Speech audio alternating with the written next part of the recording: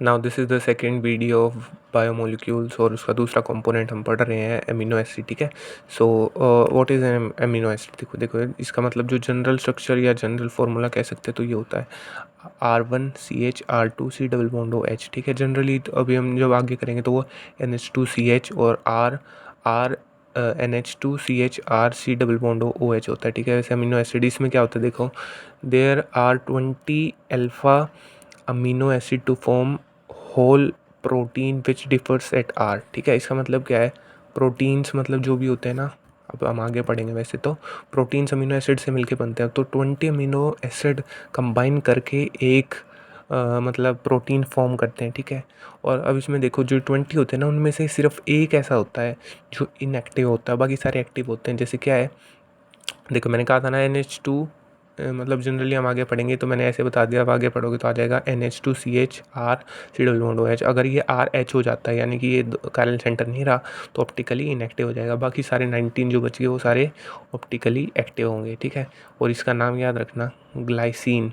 ठीक है, जो 20 में से जो एक ऑप्टिकली इनएक्टिव होता है उसका क्या नाम होता है, ग्लाइसिन। बाकी सारे ऑप्टिकली एक्टिव होते हैं तो इसको ग्लाइसिन कहेंगे।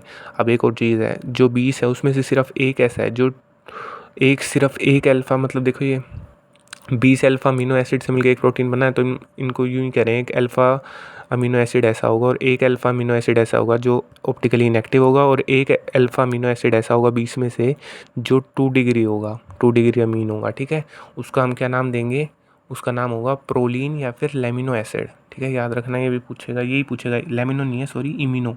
ठीक है, तो उसका क्या नाम होगा, प्रोलीन या फिर इमिनो एसिड जो 2 डिग्री होगा। ठीक है, अब इसमें देखो डी और एल नोटेशन कैसे पढ़ेंगे, जैसे ये इसका वो हो गया।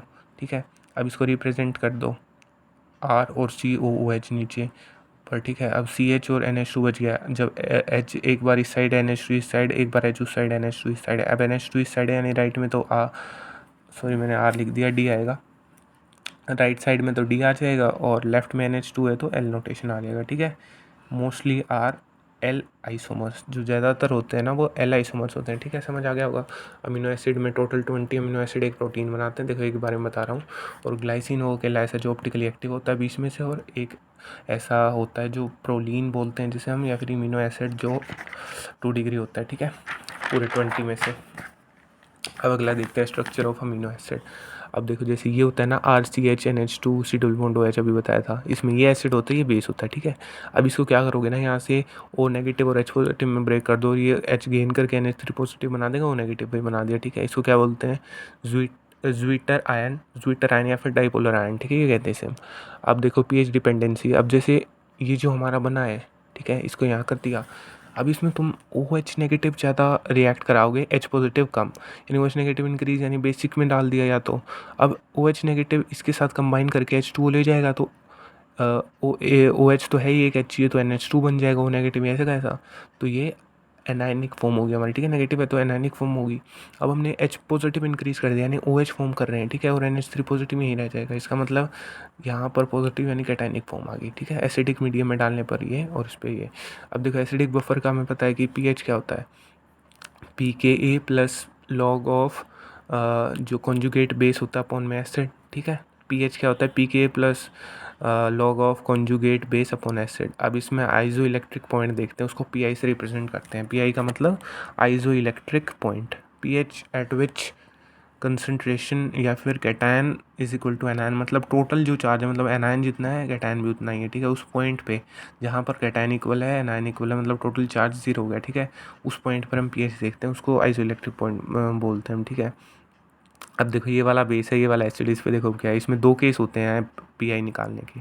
जब हमें सिंपल एक एसिड और एक बेस दिया होता है, are do not have extra acidic basic group. देखो अब तुम आगे पढ़ोगे कि मतलब सिर्फ एक ही तो एसिड दिया हुआ, मतलब देखो ये वाला है हमारा अमीनो एसिड, अब इसमें इसी इसका पीएच और इसका पीएच दे देंगे, मतलब 2 सिंपल दी हुई हैं, तो इन दोनों का प्लस करके डिवाइड बाई 2 कर दो, वो आपका पी आएगा, मतलब PA ऑफ एसिड यानी कि NH3 पॉजिटिव, और बेस का यानी COH का। ठीक है, डिवाइड बाई 2 कर दो। अब एक्सटर्नल है यानी कि सिर्फ ये दो नहीं और कुछ भी एक्स्ट्रा दिया हुआ है, तो जो देखो इसमें क्या होगा ना, कुछ extra, are have extra acidic और बेसिक ग्रुप, तो उसमें पी कैसे निकलेगा, एवरेज ऑफ 2 सिमिलर ग्रुप, जो 2 सिमिलर ग्रुप दिए हुए हैं ना उसका एवरेज निकालने से मिल जाएगा, ठीक है। अब इस पर क्वेश्चन देखते हैं, देखो तभी समझ आएगा। अब इसमें फर्स्ट क्वेश्चन ये है, ठीक है। अब हमें इसमें ये स्ट्रक्चर गिवन है और हमें COOH यानी कि एक बेस का इसका PK ये गिवन है, और इस एसिड का NH3 पॉजिटिव है ना, तो इस वाले एसिड का 11 PK गिवन है। अब हमें इसमें कुछ एक्सटर्नल तो है नहीं, तो इनका pH इन दोनों का सम डिवाइड बाई 2 यानी 7.5 हो जाएगा, ठीक है। नो एक्स्ट्रा एसिड और बेस इज प्रेजेंट है, ठीक है। अब इसमें क्वेश्चन ये वाला देखते हैं, ठीक है। इसमें COOH यानी कि एक बेस ये है, एक बेस ये है और ये वाला एसिड है, ठीक है। अब इसमें 2 बेस है, मतलब इसमें एक्स्ट्रा तो एक बेस दिया हुआ है। तो हमने क्या कहा था, अभी देखो क्या पढ़ा था, उन दो का एवरेज लेना जो सिमिलर है, तो मतलब कहाँ गया, ये 2 सिमिलर है, PK हमें इन दोनों का गिवन है ना, ये वाला COOH यानी बेस का गिवन है, तो इन दोनों का एवरेज ले लो। तो ये कितना है, 4 + 2 अपॉन में 2 हो जाएगा, तो 3 आ जाएगा, ठीक है, क्योंकि इसमें एक्सटर्नल प्रेजेंट है। अब ये वाला देख लो एग्जांपल, इसमें भी एक्सटर्नल शायद हमें गिवन है NH2 यानी PK ये गिवन है इसका एसिड का, इसका भी एसिड का गिवन है और ये बेस का गिवन है। तो 2 एसिड हैं, तो मतलब जो सेम है, मतलब मिक्स का दिया हुआ है एसिड और बेस, 2 एसिड और एक बेस का मिक्स दिया हुआ है। अब जो सेम है उनका एवरेज ले लो, तो 12 + 10 अपॉन में 2 = 11, ठीक है, 11 हो जाएगा। Properties of alpha amino acid, ठीक है, ये पढ़ लो। अब वैसे तो बहुत कुछ होता है लेकिन ये इंपॉर्टेंट होगा, ठीक है। अब प्रॉपर्टीज़ क्या होती हैं, ठीक है, सॉरी प्रिपरेशन है ये, ठीक है, आई एम सो सॉरी, ये प्रिपरेशन है, ठीक है। अब इसमें पूरा प्रॉपर एक वो हो सकता है मैकेनिज्म, लेकिन उसकी ज़्यादा ज़रूरत नहीं पड़ेगी, क्वेश्चन तो इजी पे आएगा, कोई पूछ लेगा कि भाई कौन सी प्रोसेस होती है, तो ही है या फिर हेल है, कैसे प्रोनाउंस कर लो, हेल पोलहार्ड जेलेंस्की, ठीक है, ये पहली प्रोसेस होती है। दूसरी प्रोसेस गैब्रियल थैलिमाइड सिंथेसिस, ये हम पहले अमीन में पढ़ चुके हैं भाई, है क्या होता था, अभी रिकॉल कर पा रहे हो, गैब्रियल थैलिमाइड सिंथेसिस, ठीक है। और तीसरी होती थी स्टेकर सिंथेसिस, ठीक है। इन तीनों प्रोसेस से आप अमीनो एसिड प्रिपेयर कर सकते हो। प्रिपरेशन वैसे कहीं पूछेगा नहीं, लेकिन समझने के लिए अगर बाई चांस पूछ भी लेना हमसे, ठीक है। अब प्रोटीन्स एंड पॉलीपेप्टाइड्स,